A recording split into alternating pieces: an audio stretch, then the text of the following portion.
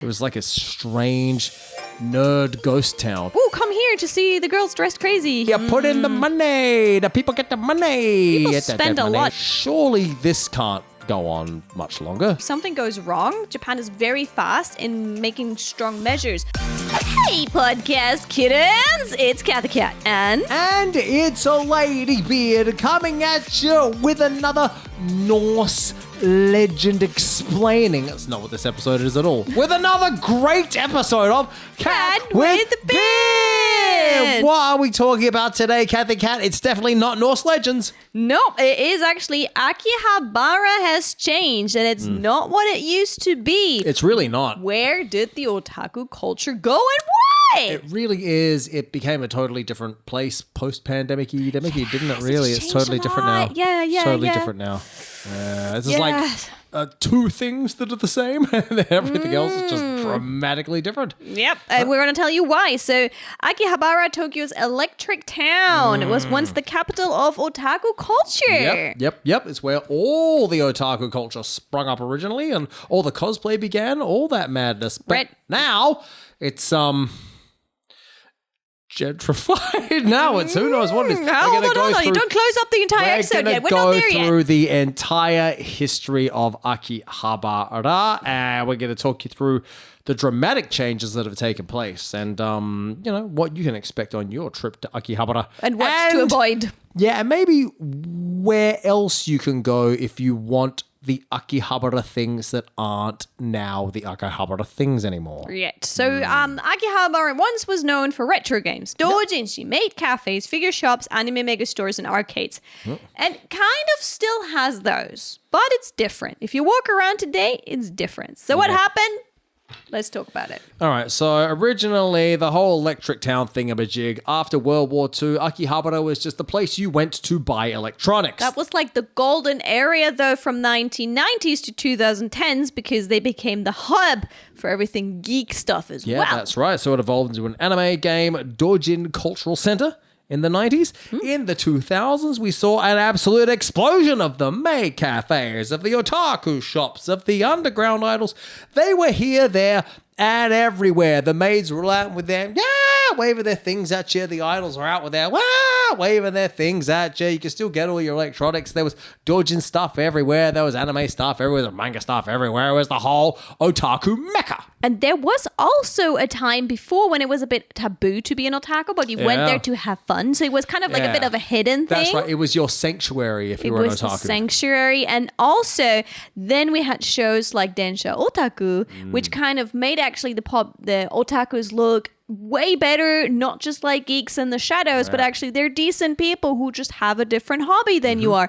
And that again created the boom that you weren't ashamed anymore to say you're an otaku. Before that it was a little bit like, you shouldn't really talk about that. It was frowned upon. It was kind of like, what's an equivalent of the Western world? Some really nerdy, antisocial hobby. Yeah, but it's like nerd became the nerd chic, and the same thing happened to Japan. It became cool to be a nerd. Thanks to shows like Densha Otaku, who popularized the otakus as actually very decent humans that go around saving ladies and such.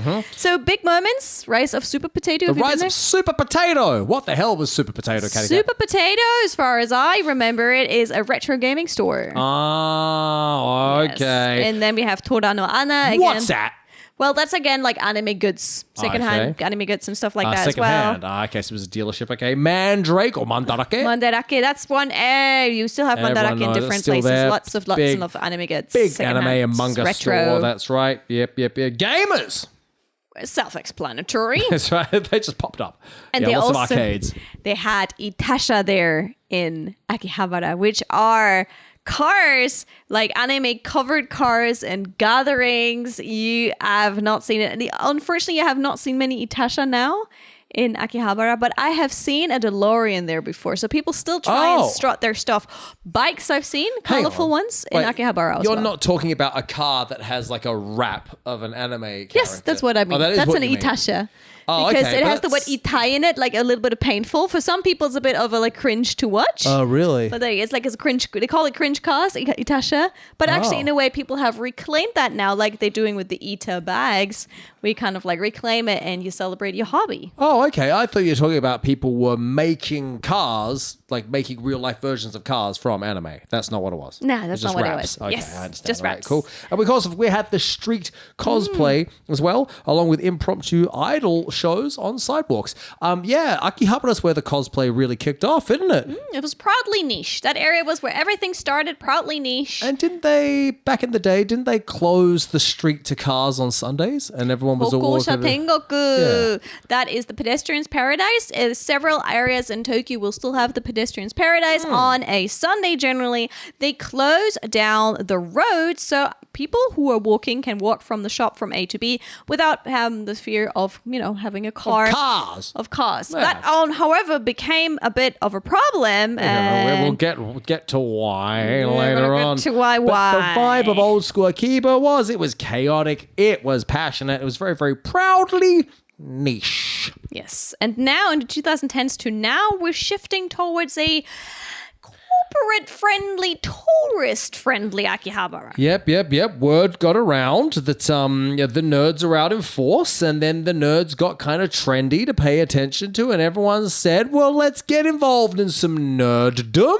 And then money got involved. And the rents were rising, and rents many were old school otaku shops closed or had to relocate. Yeah, they were replaced by pop-up cafes, character collabs, and gacha stores. Lots of gacha stores. Lots of gacha stores bringing in that money. You put in the money. The people get the money. People Get that spend a lot. money. If you think about it, like recently, some gacha can be like 500 yen easy. Mm-hmm, If it goes up to 1,000, I'm not surprised. And you barely need a member of staff for that. Yeah, exactly and right. If you think about it, 500, that's a nice drink at a cafe. But course. people keep like, let's try and get that figurine more and more, 3,000, 2,000, 3,000 yen. It's Sell hundreds of very thousands of those a lucrative. day. Yeah, that's exactly right. So the streets cleaned up. And here's what happened. They shut down all the live street performances, which is a bit disappointing. Why did they shut down the live street performances, actually? It It's was just just they just spoiling said the it's fun. too noisy and I we think had that was to- again connected to the the accident. money arriving. No, Oh, the the accident. accident. We will talk about that. We'll talk about that in a second. Foreign tourists, number of them increased. So therefore, the place started to become tailored to general anime fans as opposed to the deep otaku culture, which is the way it had originated. So more like think Shonen Jump, Mainstream Naruto. anime. There's so much Yeah, Naruto, and also the Dragon Ball. anime that was popular overseas, as opposed to the ones that the deep otakus in Japan were paying attention to, became the ones that were the most profitable. So they get pushed to the top of the analog algorithm, as it were, and they're the ones that start getting the most airtime. It was a major symbol. I'm sorry, no, it wasn't. A major symbol was the Akiba Akihabara Culture Culture Zone, Zone. and that officially closed its backstage pass idol cafe in 2022, which ended over a decade of its role as an indie idol venue. I'm shocked performed to there. read that. Yeah, I'm shocked to read that because I remember there was always an idol concert happening in that culture zone. It was Yeah. like shop, and then just an idol space. I'm surprised it's gone. I Yeah. literally just found out about this right now as you guys are listening to it. It's Shiori, gone. have I performed in there? I've not. I thought I had. I must have been there for You some... performed in the shrine. That's where I went to see you in Akihabara.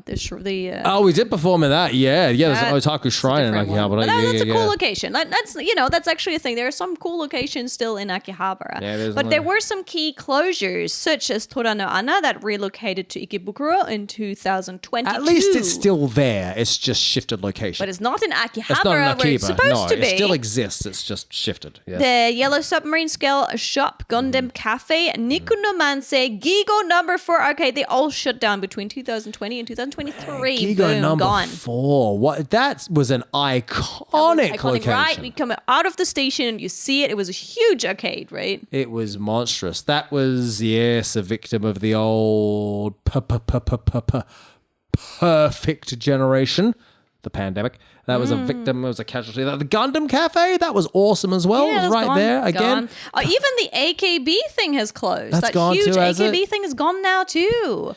It's now a huge one for figurines. It's just like a figurine display. You can't buy them there, but it's like almost like a museum of different types of figurines. It's still geeky, but it's definitely a lot less niche. Yeah, they cleaned the place up. They took all the live performers off the street. So let's find out why. Packed them all into the venues, and then they just generified the place with some maid cafes and some all kind of... Not just that. Not just that. What happened? We keep hinting the crash, but also we keep hinting the panini, the pandemic. Let's tell the people what happened. Yeah. So a lot of physical doujin spaces disappeared during the pandemic because the shops, they were relying on foot traffic and in-store events, and they couldn't survive. Boom. No and of course, the community can't come together and congregate there now because you're not allowed to leave the house. Yes. So that made it hard. Same thing for Comic Head that had, doujin events. They were cancelled, postponed, and a lot of artists were forced to go digital. And once you actually do well digitally, a lot of people also decide to stay. Yeah. Digitally. I mean, generally speaking, otakus are not the most social of characters, you know what I'm saying? So once you get the opportunity to just do things digitally, I think a lot of them kind of said, well, I'm actually more comfortable with this than going out and dealing with other humans. So, fine for them, bad for Akiba. Yeah. Another thing, dealing with other humans, maid cafes in small idle venues couldn't operate safely and profitably. Yeah. So a lot of the smaller ones went, while the bigger ones are up. And there's now a lot still. Like, they've come a lot back in a different way now. It's a mix now of maid cafes and con cafes in Akihabara. So they're not gone. Con cafes, that's right, which is a different thing. But fans definitely lost their kind of hangout culture that used to be there before, because now everything has shifted around. Yeah, and you weren't allowed to chat with the staff or anything because talking to people was considered unacceptable.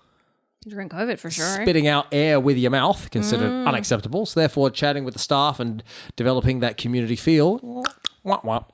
Can't a lot of things, the doujins, a lot of stores, a lot of things went online, and it kind of took away the need for the core fans to come to Akihabara. So it became less of a physically, let's go there.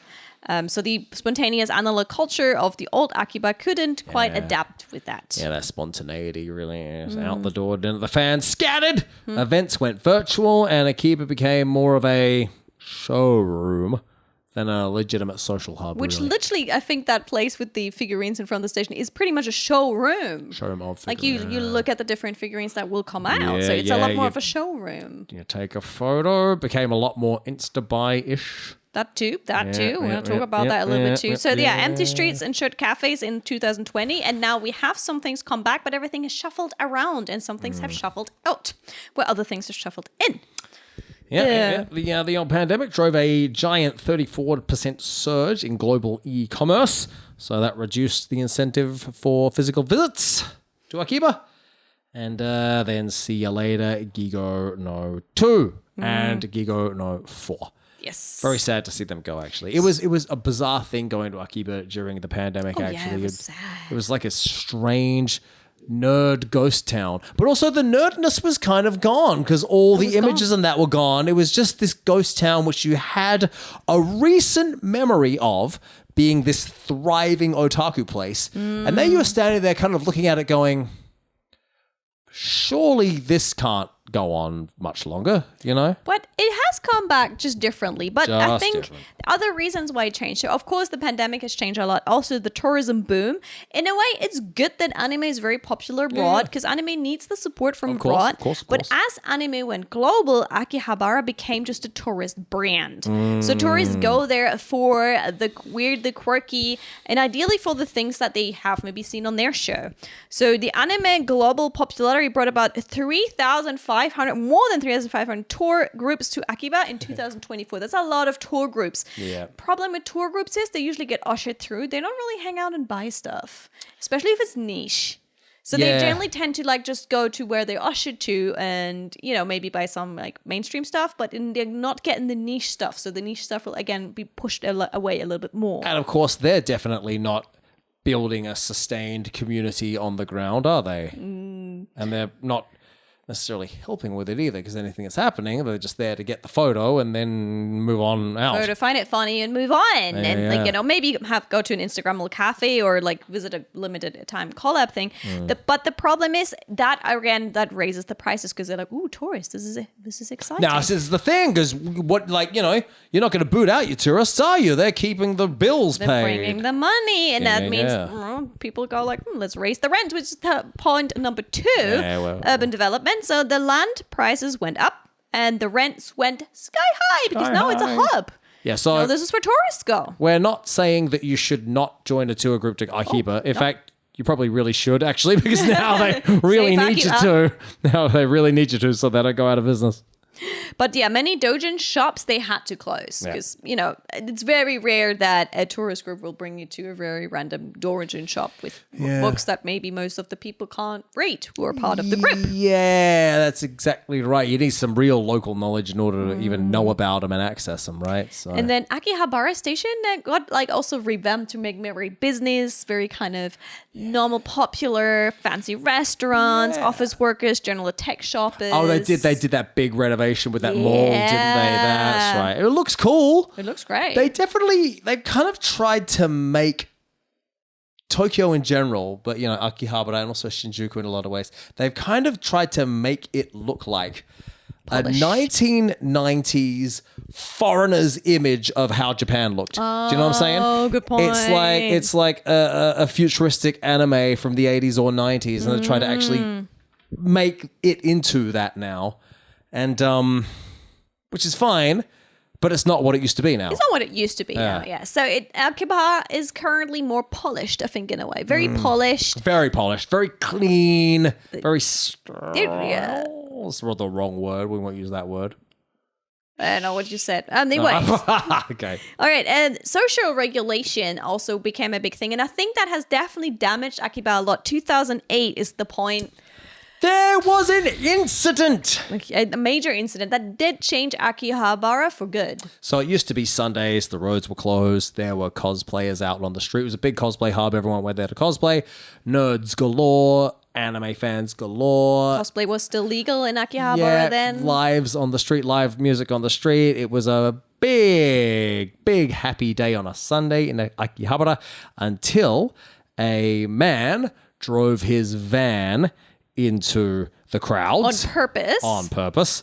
Lots of injury, lots of death. He then crashed his car, got out, and started stabbing. He went on a stabbing spree. Apparently had a belt with lots and lots of knives on his belt, and he went around stabbing people. Had a big old stab. That lots changed of death, a lot. Lots of death, lots of injury, obviously. And of course, just a horrific terrorist-like public incident. So that was awful.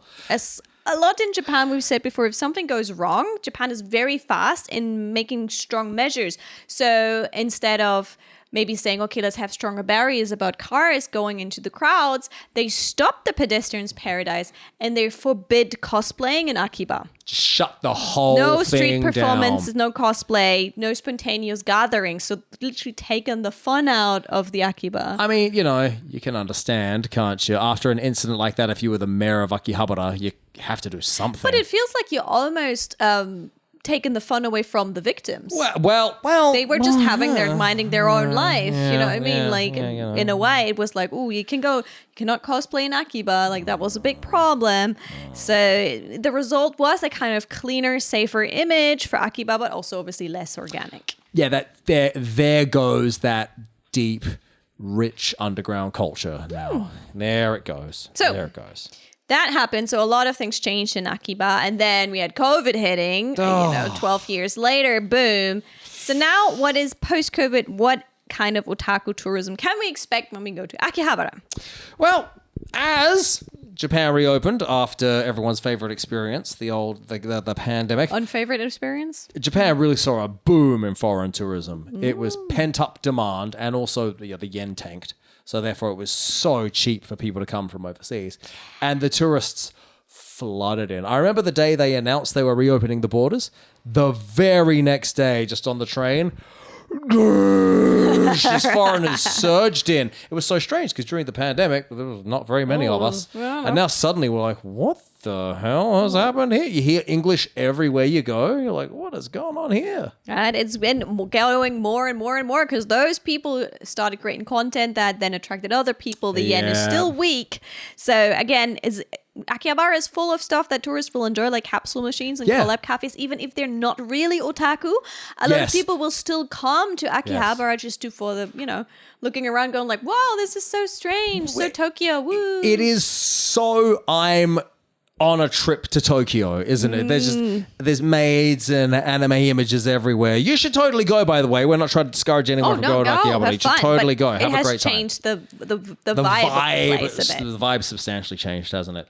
Again, curated stage set is what some people call it. Yeah, it feels a lot more curated now. It feels polished, curated. Corporate, is that an appropriate word? Maybe. Feels more corporate. Some of them, there are still some of the like downtown stores Government there. sanctioned, feels a lot more sanctioned. Yeah, there are some of the. When you get to the back streets, you find the gold and kind of how it used to be a bit more nowadays, So, that's a bit of advice for if you want some more traditional Akihabara, get off the main roads a bit, get into the back streets, get into the nitty gritty a little bit. You might find some gems. Yeah, I mean, like when inbound tourism rebounded, it was more of a city first, not subculture first focus to make it more palatable for people who are not deep otakus. And Akihabara feels a bit like a showroom, some people say, for Instagram ready capsule machines, collab cafe, and photo ops. Yeah, and your tiki-tokis and whatnot. A great background for your tiki-tokis, isn't it? But to be honest, when I was thinking about that and going through a script for this episode, I was thinking it's very similar with Harajuku. I mean, I think it feels like... I feel exactly the same. I was very hurt when I walked around Harajuku because that's like my home, right? And it was like all stores were closed. And then when it came back in, when the boom came, a lot of the brands, the traditional alternative brands that I wear, they couldn't last there because suddenly the prices skyrocketed and they were already damaged from the COVID loss of sales.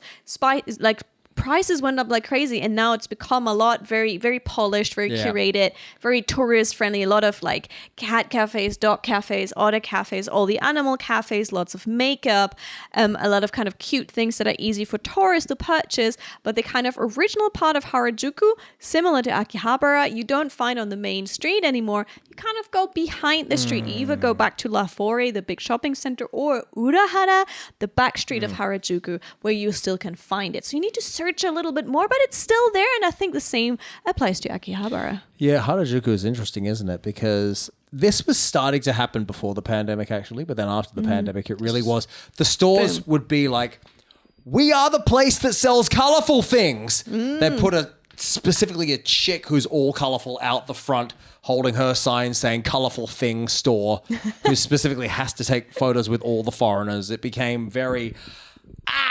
here's the Harajuku stuff. Presentation, showroom. Yeah, very much so. And now Akiba's the same thing. It's, we have the maids. Or, the con cafe is here. Yep.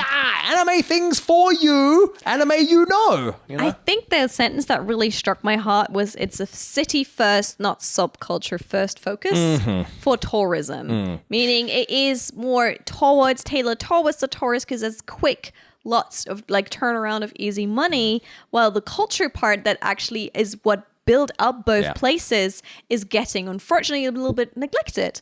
So, cosplayer meetups and stuff, that's not encouraged in Akihabara. Fashion meetups, that's not really encouraged in Harajuku either, which goes against how they're commercializing or like presenting those areas. They're like, oh, come here to see the girls dressed crazy. Here, come here for this and that. But that's actually not supported in any means, shape, or form. I mean, the Akihabara brand. Akihabara became a brand in itself, didn't it? Same with Harajuku, same with Harajuku, but they pushed out all the things that actually built it in the first place now. So that's like the criticism of it. I mean, that's just how things go. But that's just evolution, isn't it? That's just the way it is.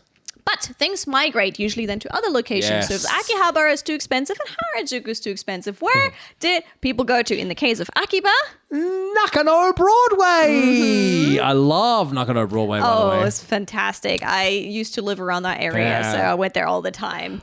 Big mall in Nakano. Deep otaku collectors can head there. There's old manga, figurines.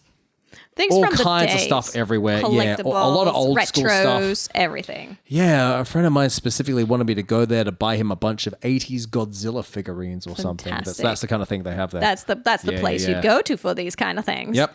And next one. Especially for the ladies, Ikebukuro. So I actually love Ikebukuro, especially for female fans of anime. It even has like a lot of cosplay. So a lot of cosplay goods you can get there, and BL, boys love if you're into that. That's also there. So girls will usually like dress up nice with their friends, and it's like a very welcoming atmosphere. Well, Akihabara used to be a little bit more on the not so polished side. Ikebukuro is actually really nice. There's lots and lots of different places to go to. So girls have fun, and there's also cosplay events in Ikebukuro. And that place has been scrubbed up as well. For the Olympics, they did a lot of infrastructure build and whatnot in all these hub cities. So Ikebukuro got a lot of renovation as well too. Yeah, it's interesting. Going there now, there are female otakus, which we shall from now on call photakus. There are photakus everywhere. No, we're not going to call them that. Aww, That doesn't sound good. I don't want to be a photok. Anyway, No, that doesn't sound good. but what was interesting as well to me is but also Ikebukuro kind of used to be something different as well. Yeah, It kind of it's had gone much more of cleaner a, now. it felt a lot more to me like Hong Kong than Tokyo. That it had the same vibe that Hong Kong used to have of this like, wow, we're in a big Asian city with the high rises and whatnot. But now that's all sort of moved as well. So I don't know where that's gone, but it's going to be somewhere there else. were a couple of animes that were like targeting Ikebukuro as a kind of like grunge kind of city place. Yeah, and it's see, actually it got was much that nicer. grunge kind of city place. Yeah. It was like that. It reminded me a lot of Hong Kong. Lots Yeah. of gentrification now. We have a huge cinema there now, sparkly next to the Animate. It's all like the That's an park awesome has been cinema. up nice, It's got the nicely. IMAX and Yeah. everything. Oh, it's great fun. A lot of that area has become really nice and sparkly as well. So, also another one, Koenji and Shimokitazawa. They're now for the retro art, the net art, the underground vibes, and this is where the Harajuku people also go to now. Really? Yeah, It's Koenji because and there's Shimo. the fashion.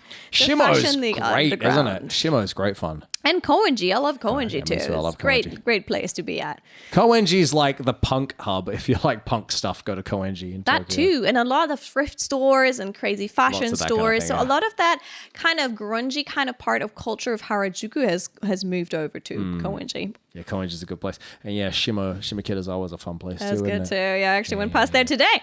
So many creators also went online. So if you're still looking for those otaku creators, they might be found on Booth, Fantia, Pixiv, or digital only doujin events. What is Booth? Booth is a platform with like art, but you can also Oh. sell art there, and you can Oh, also oh. like buy VTubers there and stuff like Oh, that. Yeah. you buy VTubers, You can like buy buy an like a avatar. VTuber, yeah, Oh, model. I see. Oh, okay, that's interesting. I know what the others are. Yeah, Okay. Comic-Con even is said to have shifted post-pandemic. The focus is a little bit more virtual and a little bit less self-contained. Apparently, I still think it's gigantic, Comic-Con's still monstrous. massive. We went there. Monstrous. Yeah, we were there last last year. Monstrous, We bro. cosplayed. It was great though. It was great fun, but Yeah, great it fun. was still gigantic. We were Princess Peach and Yeah, Bowsette. Bowsette, It was good fun. Yeah, it's great fun. Hell Awesome fun. So, what Akihabara still has, so don't discredit Akihabara. It still has a lot of things. It's not dead. It's just different. Yeah, and you'll have a great time, by the way. If you come on holiday to Tokyo, go to Akihabara. You're going to have a great time.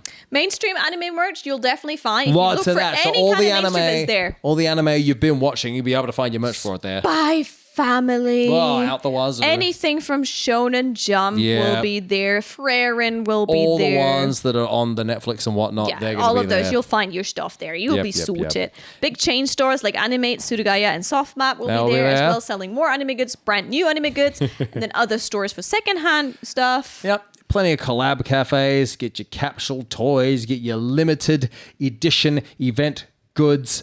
Yeah, you'll get plenty of souvenirs there. Yeah. Plenty of souvenirs. And tons of maid cafes. They're all back. Just different. Yeah, exactly. And they kind of cater to tourists a lot more now. So a lot of the people speak English now. A yeah, lot more finally. English speaking, English menus, which is because that was all hard to access before. So there is the advantage to this change in that now things are a lot more accessible for foreigners and tourists. So you should definitely go and check out Akihabara when you come to Tokyo. Yeah, it's not dying. It's just transforming a Yeah, little exactly. It's evolving. I think evolve is the correct word. And this is just the nature of humanity, isn't it? All things evolve over time. bit. But it raised the question, can a subculture survive once it becomes a tourist attraction? Aha! Because then it's not really subculture anymore. It becomes main culture the more people look at it. Well, it does, but as we said, the subs just go elsewhere, don't they? Exactly. They're So still the somewhere. culture doesn't die. It's just a matter of where did it go? Where did it go? Got to catch it. Got to catch them all. Yeah. Oh. Da-da-da-da-da-da-da-da. So yeah, a lot of things went underground and maybe to area less seen, and I guess that's the part of subculture is quietly thriving in places that most people may overlook until it becomes the next tourist attraction. Yeah, so where are you spending your time nowadays when you're going for your subculture stuff? Subculture stuff. So like I said, Harajuku has moved more towards koenji. So koenji is a nice place, or if you want to go for the geeky part, Nakano is great. Even though I heard voices recently, now a lot of tourists go to Nakano. So that's also becoming more and more popular now. So let's see if Nakano is going to stay the way it is, or whether we have to find another place in the future. Really? soon. So Nakano's getting all the tourists now? I didn't know Yeah, that. a lot of the word has got That's- out now. The secret's new. out. Where else is left for people to go? There's not that many. People are going to start going to Tachikawa or something. They're going to have to start going out miles away to get things done. There are sometimes recently animates in locations really far from the center Yeah, when very I'm like, okay, good for them. Yeah. Good for them. Yeah, that Koenji area. I guess right next to Koenji, you have Asagaya, which is kind of an extension of Koenji. I was literally today just in Asagaya. Were you really? Yeah. Some of my first shows here were in Asagaya. Oh, congratulations. Akasaka has not gentrified like that, has it? But also, it was never a subculture hub. It's kind of high end, but it's still Does it have quite subculture? Japanish, isn't it? No, but it's still Japanish, isn't it? Hasn't been touristified yet, has it? I mean, there's a lot of areas, for example, just like Asagaya, that are like less popular, but then they might not have that sort of subculture. Asagaya, for example, has a big subculture in jazz. It's a lot of jazz cafes in Asagaya. Oh, right, okay. So that's maybe a different thing that we might want to talk about in a future episode of the podcast. Yeah, it's still figuring out post-COVID Tokyo and where the things are. It's still changing, and you're a part of it. And if you're listening to the Cat with Beard podcast, you'll find out all about it and more. Be sure to maybe look back at some of our former episodes. We're doing a lot of stuff here on Japan, and we hope to see you next week on Cat with Beard. And hey, if you know things about the other cities apart from Tokyo, then write a thingamajig in the thingamajig about them, Write it in the because we only comments know the Tokyo of things. YouTube. Bye.